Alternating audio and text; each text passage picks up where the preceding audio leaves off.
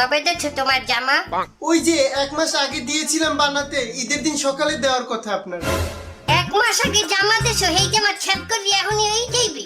ও বাবু, আমরা দর্জি আর ডাক্তার গো কোনো রেস্ট নাই, আমরা কখনো বসে থাকি না। যাও পরে আছো। পরে কখন? তাহলে আমি ঈদে পরবো কি? ঈদে পারবো কি মানে? তুমি কি এখন উদলাইছো? আমি তো এটা ঈদে পরবে বলেই বানাতে দিয়েছিলাম। কে ঈদ কি একাল চলে যায়? আমাগো হিয়াইও না, ঈদ হইলে যে 3 দিন। তাহলে কখন দিবেন? তুমি ঈদের 3য় দিন রাত 9টার সময় আসো, যাও।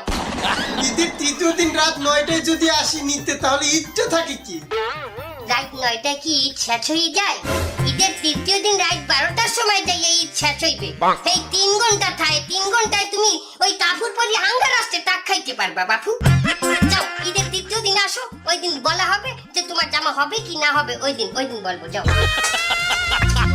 ওদিনও তোমার জামা হইবে না, ওদিন খালি খোঁজ নেবা জামা হবে কি না, যাও। তোর দিতে চাইও না, তার জামা এমন ভাবে সেলাই করবো ওটা পায়জামা হয়ে যাবে।